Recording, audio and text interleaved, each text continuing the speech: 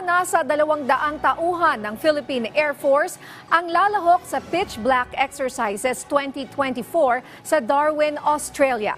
Paglahok na ito ng PAF, itinuturing na makasaysayan dahil ito ang unang beses na magpapadala sila ng malaking bilang ng contingent at fighter jets. Si Patrick De Jesus sa sentro ng balita.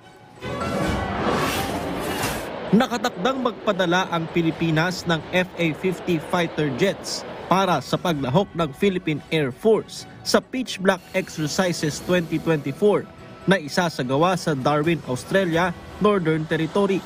Sa tulong naman ng KC-30A ng Royal Australian Air Force mula Clark, Pampanga, isinakay ang unang batch ng mga kalahok na tauhan ng Philippine Air Force.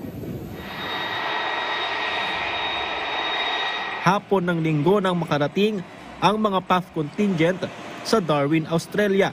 Lumapag din ang C-295 aircraft ng PAF, dala ang mga essential equipment at operational cargo para sa pagsasanay. Biennial o kada 2 taon isinasagawa ang Pitch Black Exercises dito sa Australia at ngayong taon ay lalahukan ito ng 20 bansa kabilang na ang Pilipinas. Makasaysayan naman ito para sa PAF.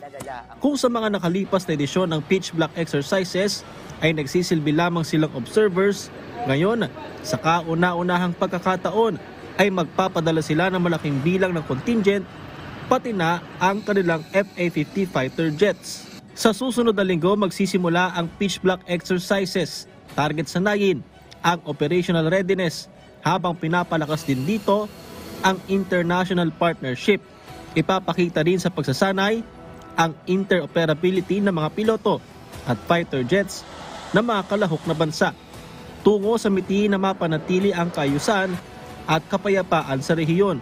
Kaya naman inaasahang mas mapapabuti ang kapabilidad ng mga piloto at tauhan ng PAF.